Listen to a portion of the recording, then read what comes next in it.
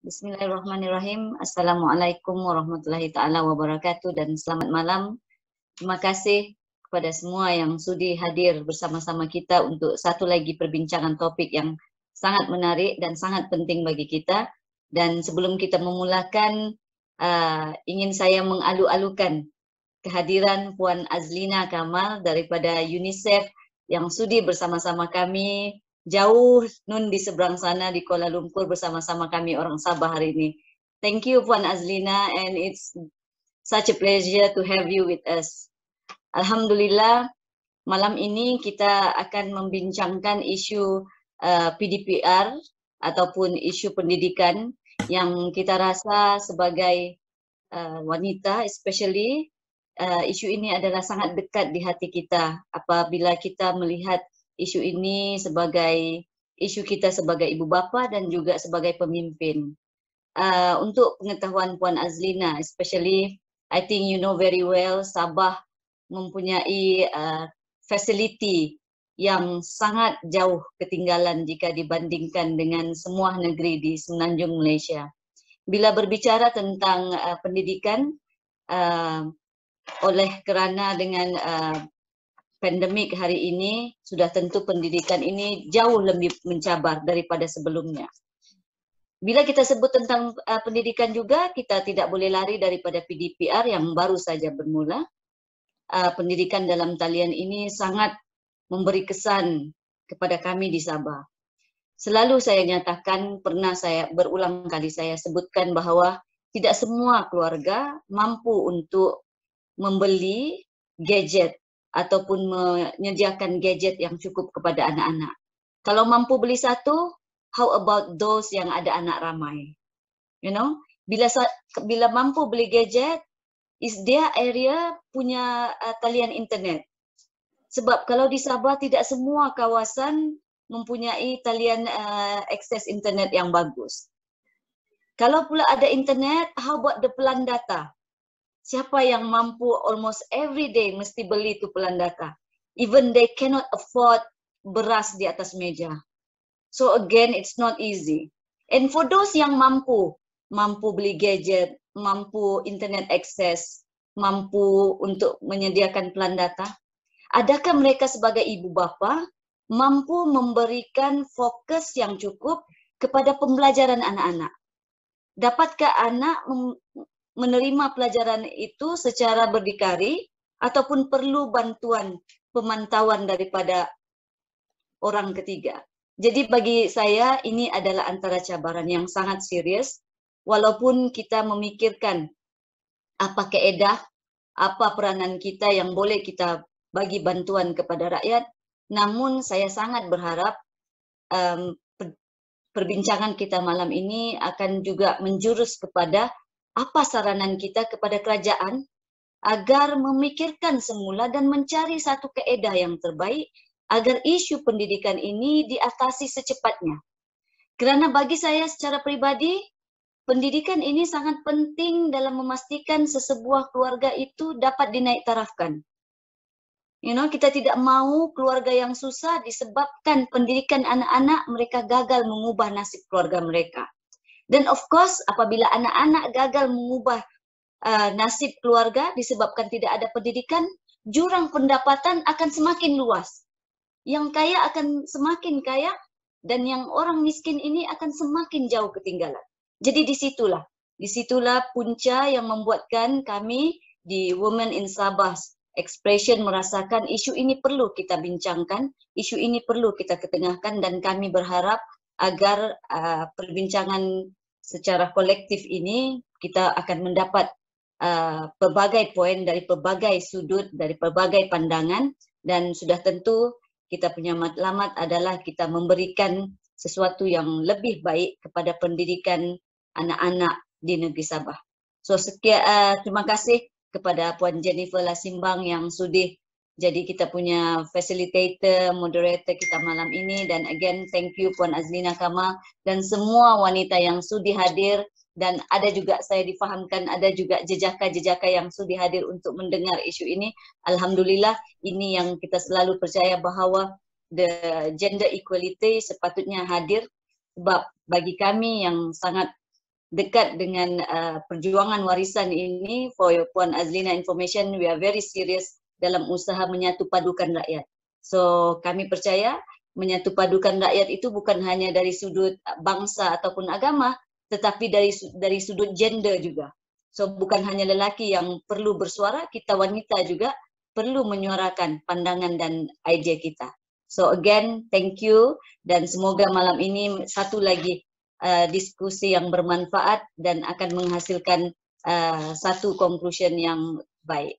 Terima kasih. Over to you, Jennifer. Terima kasih YB Nur Azlina, dan pada hari ini kita memang salah satu daripada topik yang wise ya ingin bincang adalah pendidikan. Sebelum ini kita sudah bincang berkenaan dengan kesihatan, khasnya dalam isu pendaftaran vaksinasi, the lowest in Malaysia, in Sabah, and then dari segi isu-isu challenges in pendaftaran dan juga administering the vaccine. And then few days ago kami ada bincang berkenaan dengan the sexual harassment because there's a ongoing case being investigated, dan kami pun belajarlah menjadi pakar undang-undang, at least tahu serba sedikit supaya kita meningkatkan lagi ilmu. Jadi pada hari ini kita telah set ya untuk membincangkan pendidikan, dan kita tahu pendidikan merupakan tunggak pembangunan sesuatu keluarga, masyarakat dan negara, dan dia memainkan peranan yang sangat penting untuk membangunkan sumber kita yang paling berharga, yaitu sumber manusia ataupun sumber insan. Dan pendidikan ini membawa cahaya kepada kehidupan kita semua, terutama kepada yang miskin, yang jauh di pedalaman, di kepulauan-kepulauan yang terpencil, khasnya di Sabah ini, dan untuk mereka, membantu mereka keluar daripada kepompong kemiskinan dan juga dapat memajukan diri. Jadi selain daripada mendapat makanan, tempat berlindung yang selamat, kesehatan yang baik, aspek pendidikan ini selalu difokus dan ditekankan oleh setiap keluarga. Walaupun kadang-kadang miskin keluarga itu, tetapi dia masih melihat make sure kita letak sumber untuk memastikan anak-anak itu mendapat yang terbaik ya untuk mereka punya pendidikan. Dan walaupun begitu, definitely bagi keluarga yang kurang mampu, yang jauh, itu adalah satu pressure for them to provide a good education for their children, not just for the parents, for the kids, tapi warga pendidik pun stress ya. How do we provide the best for the children, especially during this pandemic? So about 1.5 years sudah kita going through the pandemic, dan oleh itu saya rasa pada hari ini kita meminta seorang yang berpengalaman, dan wise sangat terujalah karena beliau sudi memberikan kita satu idea ataupun membawa kita membayangkan idea pendidikan yang akan datang, sebab masa sekarang dan I don't know, in the future, we don't know how long this pandemic is going to last. So we have to prepare ourselves now. Kita mesti sekarang ini kita sudah mulai untuk bersedia lah. Jadi pada hari ini kita ada 2 Azlina in the house. Tadi YB Nur Azlina, sekarang saya introduce Azlina, seorang rakan lama saya ketika bertugas di UNICEF Malaysia.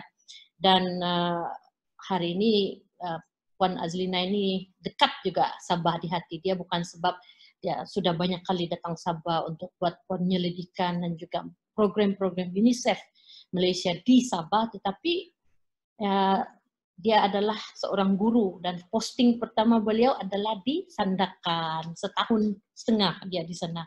So saya bacakan bio supaya kita boleh capture, and then sebab kita ambil video ni so that we can properly introduce ya. So I just read Azlina punya bio. Azlina Kamal is the education specialist for UNICEF in Malaysia. She leads the education section and provides technical guidance for the strategic development, implementation, and evaluation of education programs within the country program. She seeks opportunity to accelerate innovation for learning and leverage on government and private sector partnerships for system strengthening, for capacity building, and for greater engagement and advocacy. Besides focusing on improving learning outcomes, Azlina's work revolves around ensuring equity and inclusion, especially for children who are marginalized, disadvantaged, and excluded. Azlina is interested in the development of politically and socially contextualized approaches to educational leadership, social justice, and policy development and engagement. Jadi in a nutshell, saya boleh katakan Puan Azlina ini adalah seorang pejuang hak kanak-kanak, khususnya dalam bidang pendidikan, dan kita semua di sini sangat-sangat bertuah karena beliau sudi bersama-sama untuk kita pada malam ini untuk berkongsi ilmu. So, over to you, my good friend Azlina.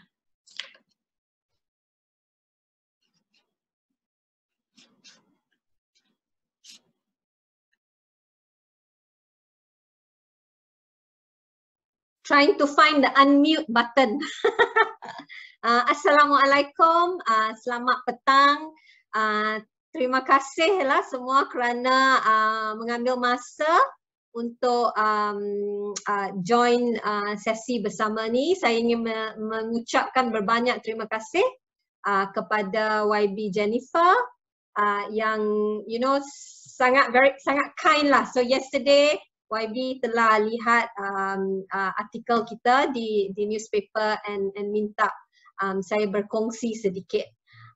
So as YB Azlina and YB Jen was talking, I thought I just updated a few things on this slide deck and I'll just go through very quickly. So some of it adalah untuk global citizenship education itu. But then because I heard YB and both YBs talking about education in general, so then I thought I will also share some of the things yang kita buat untuk COVID inilah, because I think then it will be more useful. So I think I will just skip some slides. Tapi because the initial plan was slightly different, but as I hear what's happening, I think it's better if kita pivot sikit lah. So I will share this. We can see, kan?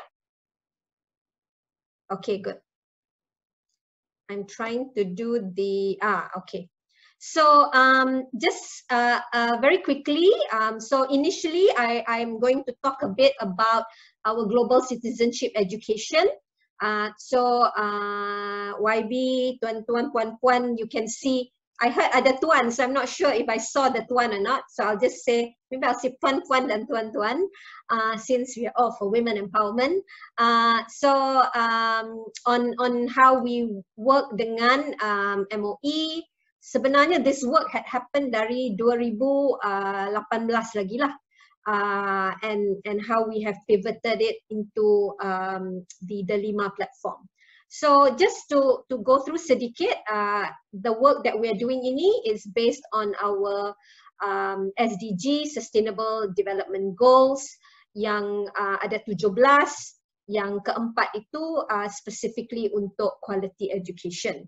So SDG ini dia ganti MDG, and sehingga tahun 2015, so SDG dari 2015 ke 2030 lah. So ini adalah agenda untuk inclusive education, quality education, especially untuk SDG yang keempat.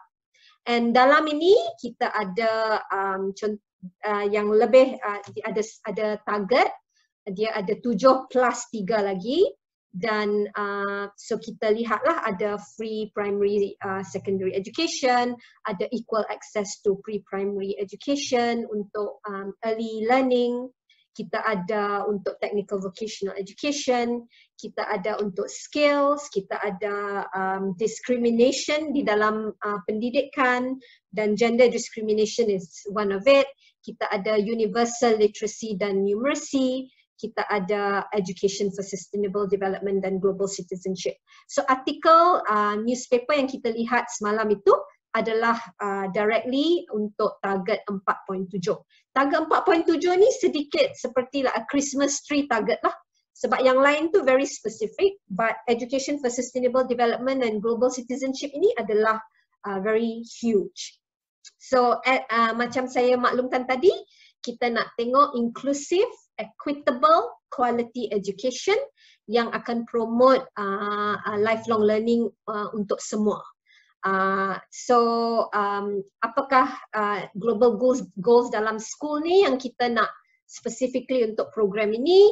So kita mau lihat macam mana kita boleh masukkan elemen global citizenship education ini ke dalam curriculum kita, and supaya ada project based learning and so directly involved dengan SDG 4.7 tadi. So ada 3 dimension yang untuk anak-anak yang boleh benefit dari segi kognitif, dari segi pemahaman, dari segi behavioral, dan dari segi socio-emotional. So I like to say that, you know, their head, heart and also hand. Maknanya dari knowledge, emotions dan also action. So apa yang kita nak untuk anak-anak kita adalah supaya they don't just learn, tapi they can able to access their emosi dan juga boleh exercise agency untuk membuat pembaharuan ataupun untuk change situasi ataupun dengan community. So mereka boleh take action. So mereka ada voice dan mereka boleh buat sesuatu in addition to pemahaman and tambahan pengetahuan. So dia link dia kepada di dalam Malaysia Education Blueprint. Project based learning ini bukanlah baru, tetapi kita channel project based learning baliklah semula supaya anak-anak boleh learn about collaboration, real learning, berpusatkan murid, pelajar boleh membuat choices and untuk real world problems dan outcome. So these are some of the process yang kita telah buat sebelum ini. Kita map curriculum standard tu dengan framework GSET. Kita panggil GSET, Global Citizenship Education, dan juga SDG element. So kita matchkan. Kita start dengan lower secondary sebab kita tidak mahu cikgu stress kan, because ada exam lah, nak prepare students. So we thought bila kita nak start tu, kita start dengan lower secondary dulu, dan tahun ini kita akan expand kepada primary, dan also kita nak guru-guru kita jadi GSET educator lah. So it's not tambahan, is not benda baru, it is to create coherence supaya it is more focused, it is more strategic, and it is also more relevant untuk whatever issue yang anak-anak kita understands.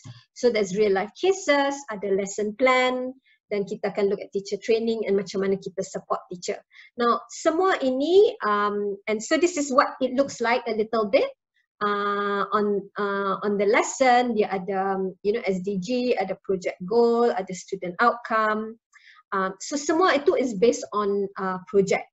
And cara kita buat multidisciplinary. So kita buat ada 4 areas, maths and science in bahasa Melayu dan bahasa Malaysia dan English, dan history and geography. Supaya bila anak-anak learn, it's part of a project and they learn through a multidisciplinary lens. So tidaklah macam if I learn maths, I just kira-kira, but you learn maths within like say macam statistics of world hunger, for example. Kalau katalah we had the other day COVID lessons on COVID, they look at the graph untuk nombor each country and cases, for example. So that is contextualized and ada real life application.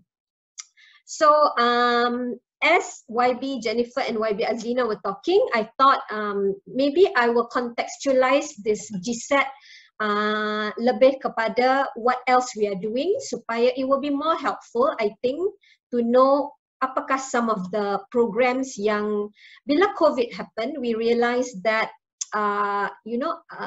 dengan PDPR ini, a lot of guru-guru had to automatically move from mengajar di sekolah kepada menjadi educator online. So bila kita ada Google Classroom platform, luckily kita ada Google Classroom platform, so there was a platform, even though I acknowledge YB Azlina's comment, isu-isu tentang access, connectivity is a huge issue. And in a survey that MOE did, the percentage of pelajar di bandar dan luar bandar yang tiada gadget langsung, it is about 35% di bandar dan 36% di luar bandar. So the issue kita selalu fikir, oh, you know, kalau di bandar maybe they have, but it's also an issue di bandar dan luar bandar. So when we look at anak-anak kita yang tercicir, who do not have access to PDPR, it is an issue that is extensive. Bukan sahaja di luar bandar seperti yang people always think, right? So the issue of marginalization, the issue of vulnerability adalah lebih kurang sama di bandar dan di luar bandar. So bila MOE launch yang Delima platform, asalnya the Google Classroom platform, kita telah menjadi salah satu strategic partner untuk Delima platform itu. Sebab why they rebranded it? Sebab dia tidak hanya menggunakan Google, dia cuba nak democratize, Microsoft boleh letak aplikasi di situ, Apple boleh letak aplikasi di situ. For us, kita tak kira lah Google ke, Microsoft ke, our goal adalah untuk membantu cikgu dan anak-anak to have some access to learning. Sebab kita tahu the longer children are out of schools, the longer children are not learning, the more the risk untuk anak-anak tidak pulang semula ke sekolah adalah lebih tinggi. Especially anak-anak yang sekarang ini have to help their parents untuk mendapatkan wang. And then they get a little bit of money, they think, oh, I can make money, I don't need to be in school. So we have that issue juga di KL of children di PPR who have tasted, you know, they have access to a little bit of money and they think, oh, this is enough because I just need to make more money, without realizing yang later on they will be severely disadvantaged when they don't have qualifications. Sebab, you know, all our qualifications will need at least the basic secondary education schooling. So what we did immediately bila COVID happened, we had the first lockdown on the 18th of March. By 14th of April, we already launched Community Guru Digital Learning, KGDL. I will share all these links nanti. Semua materials yang UNICEF work on, kita letak di Delima yang tidak perlu sign in. So, cikgu-cikgu boleh sign in and it clocks in as the data, tetapi anyone, parents ke, cikgu di ALC ke, anyone boleh access semua materials yang I will share sebentar lagi lah. Sebab kita host it di part Delima yang open access. So Community Guru Digital Learning ini we send soalan melalui Telegram. Kita dapat lebih kurang 1,300 orang guru in 4 days to tell us apakah challenges and what they need help with. And so kita ada 5 modul di Delima tu, and you know, daripada you know how to design lessons, how to make your learning engaging, macam mana nak assess students, macam mana to use the accessibility feature untuk anak-anak yang ada disability atau guru yang ada disability. So all this kita ada 5 modul yang guru-guru boleh ambil lah. So tak perlu ambil semua, if you just want to take the ones yang relevant boleh juga. And so this has been noted as one of the promising practices out of 127 countries. And kita ada guru-guru dari lebih daripada 2,000 sekolah. So that this statistics ini was kita ambil end of December. So yang kita boleh track adalah guru-guru yang sign in, yang login lah. So the numbers could be higher. And kita ada guru-guru yang telah go through these modules, yang put their materials online. So kita ada lebih 1,000 resources untuk mata pelajaran online learning berdasarkan subjek dan berdasarkan tingkatan. So if saya guru matematik tingkatan 1, I just go maths form 1, dah ada lesson and semua itu part of Google document. I can edit dan tukar use it untuk my class. The other one yang kita buat adalah Future Skills for All. Future Skills for All ini YB Jennifer actually launch the program di Sabah. And ini untuk upper primary, kita align, kita bekerjasama dengan DG, MDEC, MOE dan ARUS untuk as part of digital literacy untuk anak-anak kita. And kita even branch out to TikTok, kita ada guru future skills di TikTok. Dan the videos, semua videos itu we've had 2.4 million views. We heard that anak-anak di Indonesia are also following our TikTok. Sampai the girl who is helping us with the TikTok is now a TikTok influencer. So wherever the children are, we want to make it more educational and accessible. And kita ada plan untuk now come up with offline materials untuk future skills because kita tahu not everybody can have access to the online platform. So that's also something we are working on. And so yang keluar semalam was the global citizenship education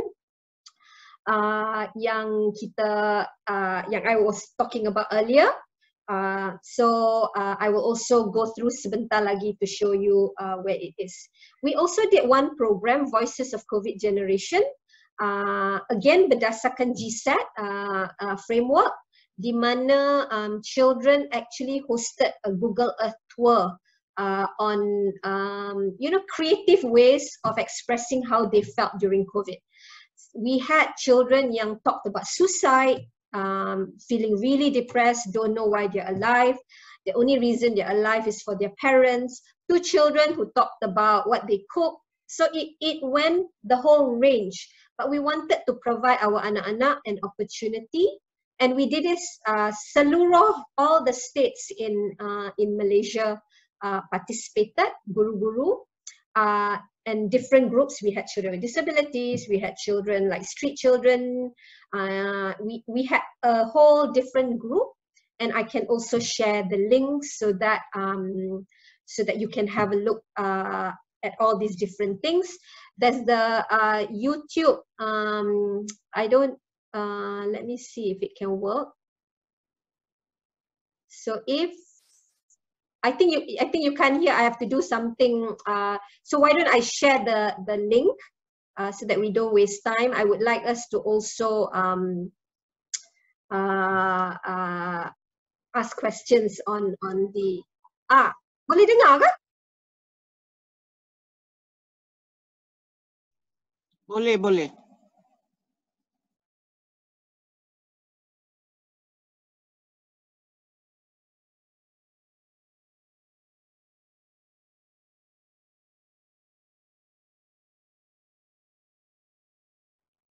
So if you look at this one, yang di Sabah ni, actually we cannot hear. Cannot hear. Cannot hear. Just send the link, yeah, Lena. Okay. So I won't waste time. Tapi that part was students looking at Sabah and talking about Sabah and there's this lovely rap that everybody the student in Sabah were really amazing lah. And so I will now just very quickly take you through the contohnya global citizenship education. Give me a second. Okay, so if nanti when you have a chance, when I send the link untuk global citizenship education ni, so we talk a little bit about starting what is global citizenship education, what are the GSAT projects. So I will just go through very quickly so that you all can have a look nanti. And also I mentioned earlier the cognitive, social, emotional and behavioral, and also the different lessons. So we have Jejak COVID, Quality Education for All, Iklim Dunia, for example, Safe Tasik Chini. We are going to add more lessons Sebab like for example, Cikgu Steven who talked about rape culture the other day, we are now working with him to change a bit of his lessons, the framework to our GSET, so that Cikgu can also have access to that. So if you go under projects, you will see the project tadi. So say for example, if we look at start quality education, so this is what. Share your screen. I'm not sharing No. I'm mabuk lah. I'm happily going through it. Okay. Can see ya? Okay, come. Sekarang boleh. Okay, let me then. You know why? When I share, I cannot see anything on my screen. Okay, wait. So this one tadi, for example, if we go to the home tadi, so when I send the link, you will come to this part. I tadi short sendiri was talking to myself. You know, so this is the GSET projects tadi lah, yeah, and then the cognitive, emotional, behavioral, and then these are the projects. And then if you go to, for example, if I move this project under here, you will see all the projects. And then say kalau kita start quality education, it says Mathematics Form 1, Chapter 12 Data Handling daripada the curriculum. And then, you know, whether you're a teacher or a student, say for example, if you're I think, say if I'm a student, so laptop, computer, handphone, tablet, prepare paper. So it tells you how to begin, things you should know. For example, it gives the child step by step lah. I'm ready to begin, for example, and the children will continue with this, right? So it has the overview of the project. Di sini, it has the project journey. So the children will go through satu persatu. They do the quick survey, for example. They are like case studies, Malaysia, Rwanda, North Macedonia. So all these things, and then other guiding questions. So you can have a look at this later. And then also a little bit of information on what we've done di GSET inilah. Untuk say for example workshop for teachers, GSET for school leaders. So these are all the different programs yang kita work. And this one was earlier, I talked about the Voices of COVID Generation. So these are some of the things. So I will stop here, and it will be the same. Kalau katalah you go to Community Guru Digital Learning, it will be the same thing lah. So you can, if you want, I can show you. But I think let's spend some time discussing dulu, and then you can ask me any questions, because when I give the links, all of you can play around lah, because it's self-explanatory. Over. Okay, terima kasih. Thank you so much, Angelina, for that. It's really very useful to all of us, especially nampak apa yang sudah available online. And then at the moment ramai yang macam mana mengajar ataupun facilitate anak-anak di sekolah, I mean at home lah. So because parents are now becoming teachers as well, so it's good that the students learn with the parents. The parents also need some background information, what exactly they need to prepare for the kids. And then inilah banyak resources yang kami nampak yang sangat berguna, and we definitely will share this, we'll learn. Yeah. Okay, terima kasih. Banyak kita dapat hari ini, betul kita kan. Jadi kita minta mungkin feedback daripada yang sign up sudah hari itu. Yani, you understand Yani?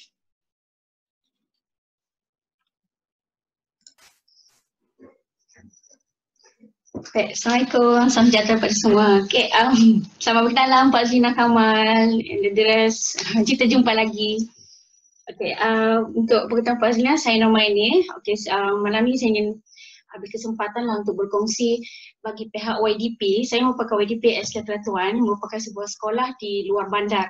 Yang mana 3/4 daripada pelajar SK Kelatuan ini merupakan penerima RMT, rancangan makanan tambahan. Kita maklum penerima rancangan makanan tambahan ini merupakan pelajar yang datang daripada keluarga yang isi pendapatan rumahnya di bawah 1,000.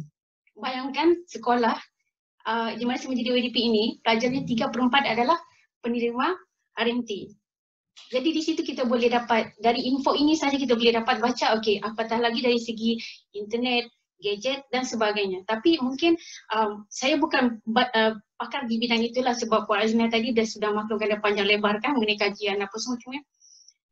Saya ingin berkongsi sedikit tentang satu perspektif lah bagi saya. Apa yang perlu kita faham sekarang ni adalah untuk membina expectation di antara kedua belah pihak, iaitu pihak sekolah dengan ibu bapa. Sebab seperti kita tahu, ibu bapa di luar bandar ni mereka kurang akses.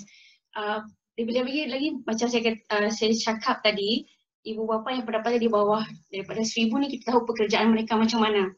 Jadi kita tidak boleh, bagi pihak sekolah tidak boleh expect bahawa ibu bapa ini mereka perfect untuk mengajar anak-anak di sekolah. Walaupun pada saya lah, ada anak-anak di luar bandar ini yang punya gadget yang mahal. Walaupun, tapi kita tengok pada parent yang diberi tanggungjawab untuk mendidik di rumah. Ada antara mereka yang tidak pandai membaca. Ada yang antara mereka tidak pandai mengira. Walaupun saya sekalipun, bila pergi kepada bab matematik, walaupun saya tahu algebra itu semua macam mana, tapi saya tidak tidak pernah menjalani kursus pedagogi. Jadi saya mempunyai cabaran dari segi mengawal emosi. Memang saya rasa betul kan Puan? Kita sudah menjadi singa di rumah, tapi semasa tiba-tiba kita menjadi double singa. Itu adalah satu cabaran pada apa yang saya nampak lah. Jadi untuk membina expectation di antara pihak sekolah dan ibu bapa itu juga sangat penting. Sebab kita sebagai ibu bapa, kita menjangkakan bahawa pihak sekolah ini cuba berikan yang terbaik untuk bantu ibu bapa mengajar anak-anak di rumah. Guru-guru juga harus faham kekangan-kekangan yang dihadapi oleh ibu bapa selain pada gadget dan internet. Dan ini saya rasa harus diambil kira jugalah. Mungkin bagi idea pada pihak Puan Azlina lah untuk bawa ini ke depan lagi, mana kita tahu kan. Okay. Lagi satu, pada pendapat saya, jika kita lihat sekarang kan, selalu perkembangan psikologi ini lebih tertumpu kepada pelajar, kepada guru-guru. Tapi di musim PDPR ini, macam kita kurang membincangkan perkembangan psikologi, cabaran psikologi di bahagian ibu bapa. So tidak ada yang macam bagi saya lah, tidak ada yang tampil fokus untuk macam okey, kita tahu struggle ini di bahagian pihak KPM untuk membuat satu polisi baru, macam untuk membuka satu jalan kajian macam mana kita untuk sampaikan pendidikan kepada ibu, kepada murid di rumah. Tapi dalam masa yang sama saya rasa kesihatan, emosi dan skill itu pun perlu ada. Saya rasa bagi saya lah, mungkin sebab bila saya berada dalam grup YDP untuk daerah Papar kan, mereka ada satu komen yang menarik perhatian saya. Ibu bapa ni dianggap sebagai end user. Maksudnya ada perbincangan-perbincangan dalam bidang pendidikan ini, ibu bapa ni hanya seperti macam span. Apa yang kerajaan buat kita terima, apa yang kerajaan kita buat tanpa mengambil kira kekangan-kekangan di bahagian ibu bapa. Macam saya cakap tadi, kesihatan psikologi, masalah skill mengajar, dan ibu bapa pula macam saya dan ibu bapa yang lain, kami tidak tahu apa yang ibu bapa expect daripada kami ibu bapa. Soalan macam contohlah kan, dibagi 5 soalan, adakah 5 soalan itu perlu betul? Adakah 5 soalan itu mereka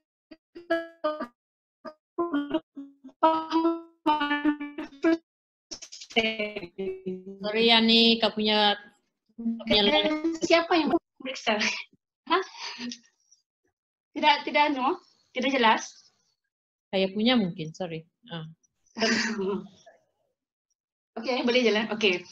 Jadi maksudnya, selain daripada gadget, selain daripada capaian internet, saya rasa ini perkara-perkara yang saya rasa harus yang berkira lah di bahagian ibu bapa itu sendiri lah. Sebab membina expectation atau membina jangkaan antara kedua belah pihak.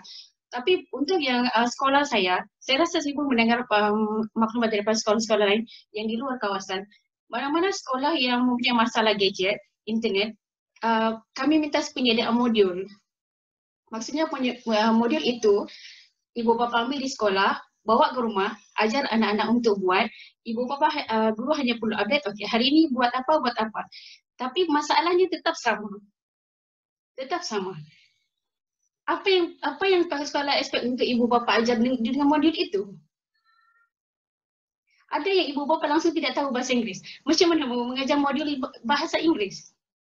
Jadi keciciran, maksud saya keciciran pelajar sewaktu PDPR, sewaktu musim COVID-19 ini, saya rasa dia punya penjelasan, dia punya skop untuk tackle masa itu lebih besar.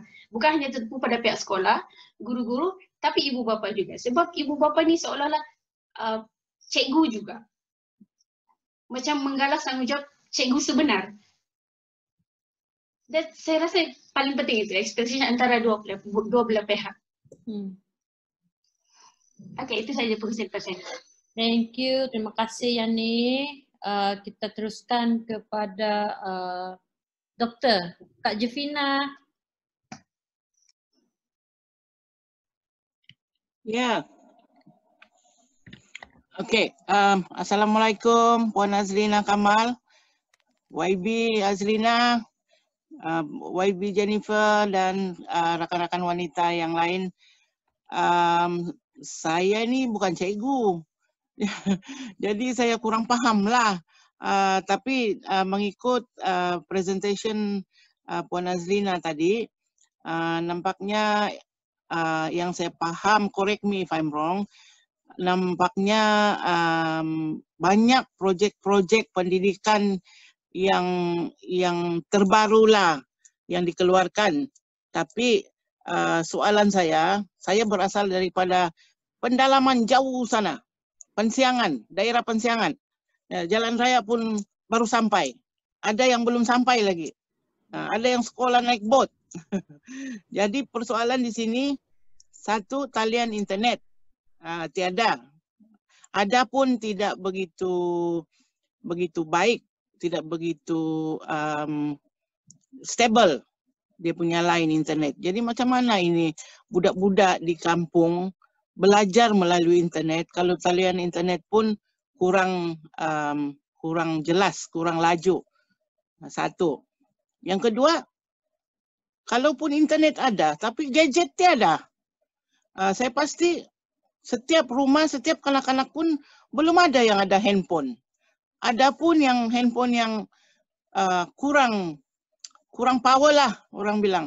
Bukan yang up to date punya telefon yang boleh upload semua aplikasi pendidikan. Jadi itu juga masalah kedua di daerah lah, di luar bandar. Dan yang ketiganya, tenaga pengajar macam ibu bapa sekarang ni jadi tenaga pengajar kepada anak-anak di rumah.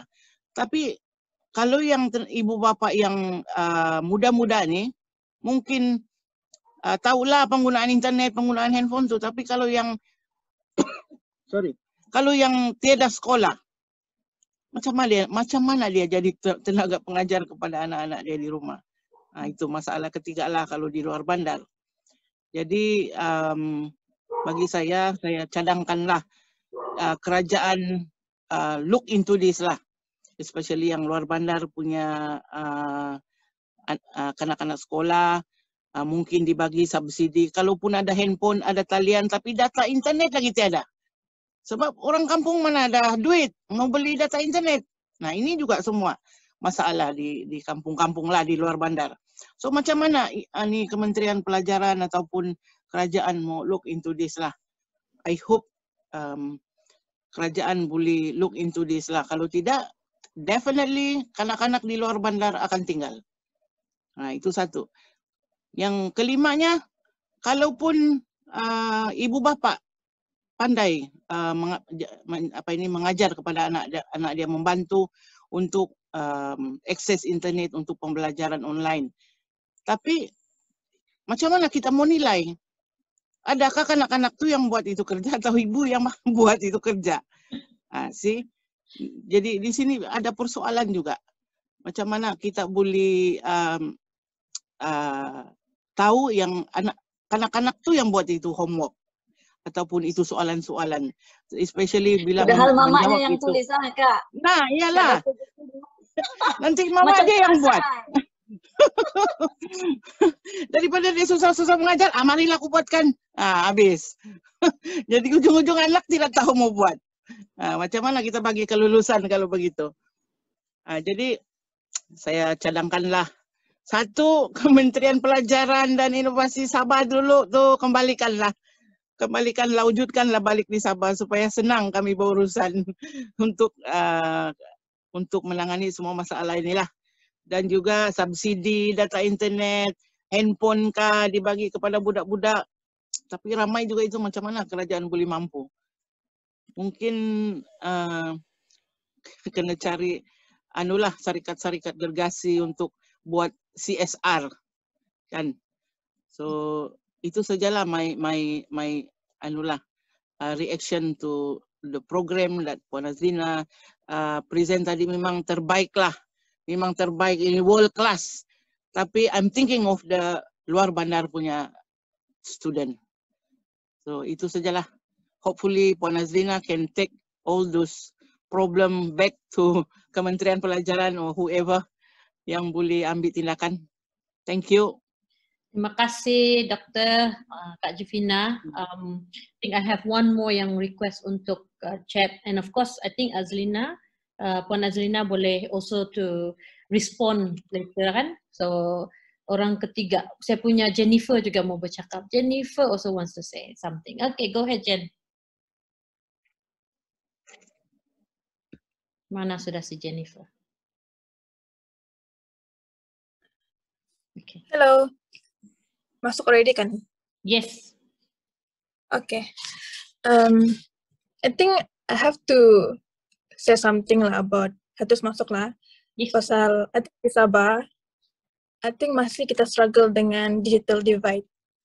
And yes, I do have to agree yang previous punya discussion. Even orang di bandar, bukan saya di luar bandar, tapi di bandar pun macam even my own cousin, dia pun tengah study di UMS sekarang. Dia pun susah mau dapat, tapi masalah dia ada laptop. Tapi dia punya masalah is the data lah, the different punya. But I think bolehkah, it's like kan baru-baru ni Kota Menteri dia saran 10,000 laptop. I think it's not even enough to get the SPM punya needs kan, laptops tu. So bolehkah Jennifer, I ask Jennifer balik, like mungkin di Moyok, because mungkin kalau ada data berapa yang penduduk kampung yang di sana, I mean the student lah di sana.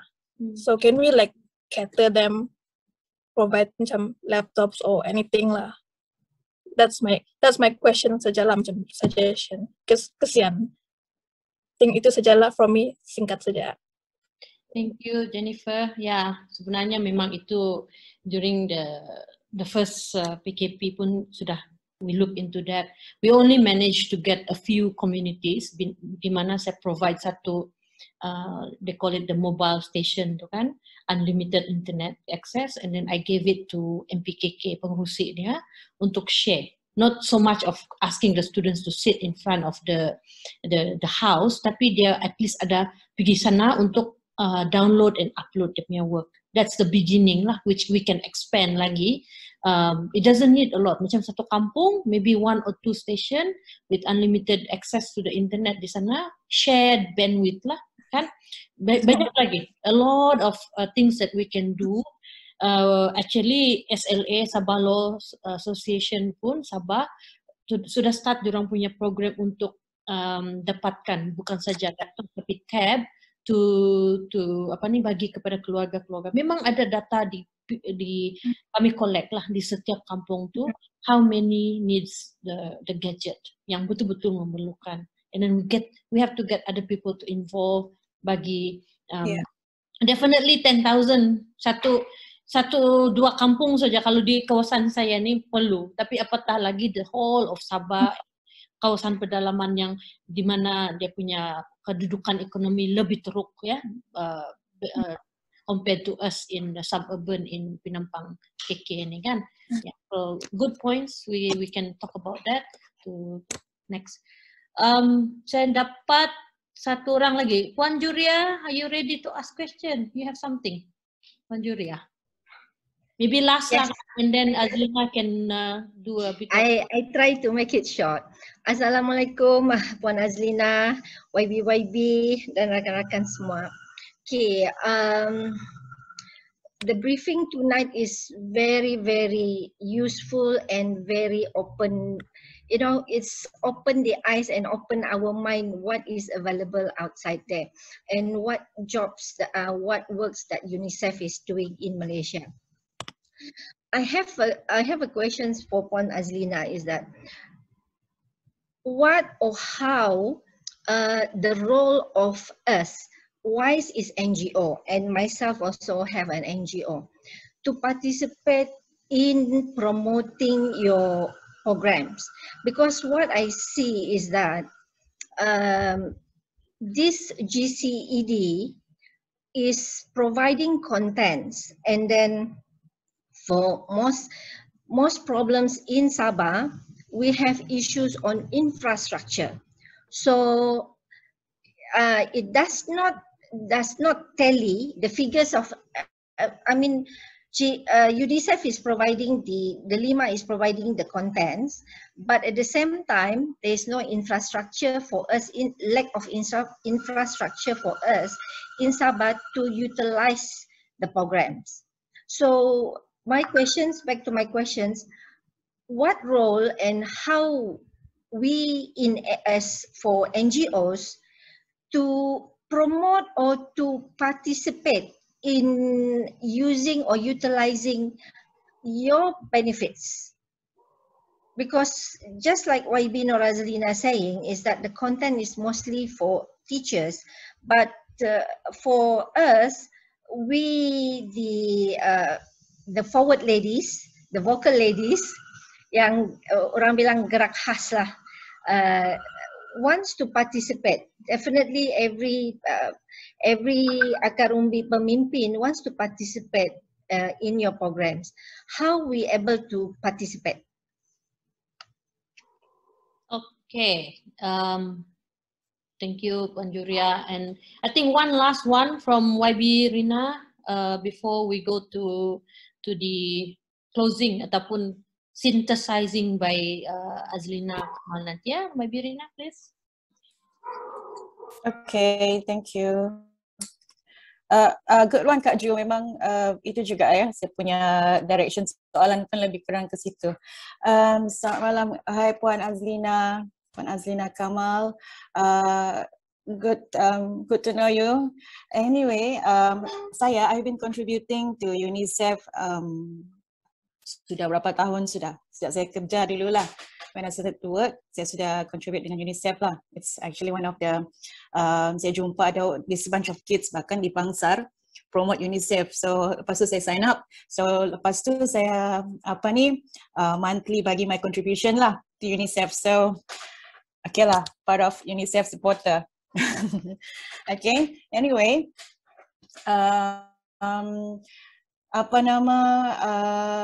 I'd like to ask, ya, saya mau tanya, apa peranan UNICEF? Okay, kita sedia maklum kekangan di Sabah sendiri, kita punya capaian internet, kita punya semua kita ini adalah masalah memang yang sudah diketahui, maklum, ya. Kita Sabah antara sekolah yang paling daif sekali di Malaysia. Even kemudahan infrastruktur adalah paling teruk. So bagi sebagai education specialist kan, I'm sure this must be memang sudah menjadi perhatian daripada pihak UNICEF sendiri, UNICEF Malaysia. I'd like to congratulate you juga UNICEF team for the effort dengan dekat sempurna kan, for helping those kids untuk belajar sekolah. So it's one of the good initiatives. I think it's been done by you guys, I think a couple of years back. Tapi untuk untuk makluman juga, saya rasa mungkin pihak di UNICEF pun sendiri tahu, di Kalabakan sendiri, kawasan saya, macam di kawasan Serudung, ada ramai lagi yang sebenarnya buta huruf, yang tidak pandai membaca. So, apa peranan UNICEF? Apart of knowing all this information on hands, yang mostly in Sabah sendiri, Sabah Sarawak, we have a lot of kawasan rural areas yang masih lagi kita tidak dapat outreach untuk education. So far tidak berapa nampak sangat lah. I think for UNICEF sendiri what we have seen so far, it's just it's what you guys did di Semporna. I think untuk lain-lain banyak lagi part-part di sini. Bagi Puan Azlina Kamal sendiri, what do you think? What is your UNICEF punya peranan sendiri untuk to help Sabah especially in this matter? Thank you. Thank you, YB Rina. Looks like YB Azlina, Puan Azlina has a lot of things to share with us now berkenaan dengan beberapa soalan daripada members kita. I also like to acknowledge ada seorang guru besar bersama-sama dengan kita hari ini, and I hope that GB Venancy can share what we have discussed. Yeah? So, okay, terima kasih. So now, before I forget, let's take a group photo dulu. Lupa. Sebelum saya lupa, thank you so much. Adjust rambut dulu sekejap. Nah, biasalah wanita-wanita, kecuali si Ben. Ben on dulu punya. Si Ben tidak mau kasih on video dah. So, thank you very much. So, 1, 2, 3. See you lah. Kasih freestyle sikit. Bah. So, as a closing, thank you so much, Puan Azlina Kamal, for joining us today. We all sangat-sangat berterima kasih sebab, you know, it's a very good experience for all of us. Yeah, Wise Network. Thank you. Thank you so much. We got insights into, saya punya internet tidak stable.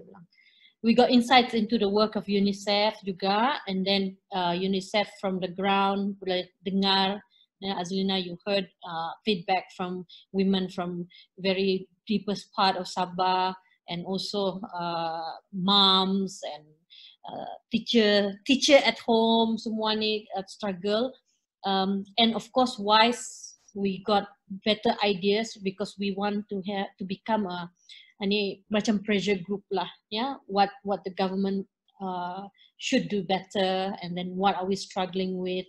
Kita dapat tools baru lah macam mana kita mau improve the situation. Some people might think that we are politicizing, but this is beyond. It's just like kesihatan. Some people thought that kami cuma mau berglamour. No, because these are very, very important issues that we need to get the ground, women's voices from the ground to be heard, and of course, before we are able to bring it up to the higher level or highest level, we need to have tools. Kita mesti ada maklumat, So today's sharing is definitely very, very useful to all of us. Saya share saya punya friendship with Azlina to all of you. I've worked with her for sudah more than 5 years sudah kan, at least. Also just wanted to say personally, I think all of you who really work with the communities are really amazing. You all are, and YB Jennifer knows this, that I'm always very humbled whenever I meet anyone who works with communities directly, because you do the hard work, you don't have the resources, and yet you still persevere because of this belief that there is injustice and you want to contribute. So thank you very much. I'm very humble and privileged to meet and talk to all of you. But yes, ask your difficult questions even to people like me, because we all must do better for our children. So thank you. Yay, terima kasih. Well done. Terima kasih. Jumpa lagi ya. Jumpa lagi. Stay safe. Okay, be safe. Take care, everybody. Good night, Puan Azlina. Good night. Thank you. Bye-bye. Bye.